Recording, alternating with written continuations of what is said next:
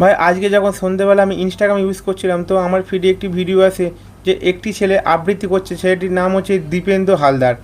আমি তোমাকে ভালোবাসি, তুমি বুঝেছো? তো ভাই আমি প্রথমে তার আবৃত্তিটা শুনলাম, তারপরে আমি যখন তার কমেন্ট সেকশানটা খুললাম না ভাই, আমি কমেন্ট সেকশানটা দেখে পুরো অবাক হয়ে গেলাম। ভাই তুমি বললে বিশ্বাস করবে না, লোক কী খারাপ খারাপ কমেন্ট করছে তার ভিডিওতে, মানে আমি বলে বোঝাতে পারবো না। কেউ লিখছে তুমি তো সিআইডিতে লাশের অ্যাক্টিং করতে পারতে, কেউ লিখছে তোমাকে কি ছোটোবেলায় পোলিও খাওয়ায়নি, কেউ মানে আরও যে অকথ্য ভাষায় তাকে উল্টো পাল্টা কথা বলছে, যেগুলো আমি এই ভিডিওতে বলতেও পারবো না। কিন্তু ভাই তোমরা কি জানো যে এটি এক ধরনের শিল্প? ভাই এটিকে আবৃত্তি বলে। তোমরা যদি উইকিপিডিয়া খোলো তোমরা দেখতে পাবে আবৃত্তি হলো সাধারণ ধারণায় শ্রোতার সম্মুখে কোনো কবিতা বা বক্তব্য ইত্যাদি আকর্ষণীয় ভঙ্গিতে উপস্থাপন করার একটি শিল্প।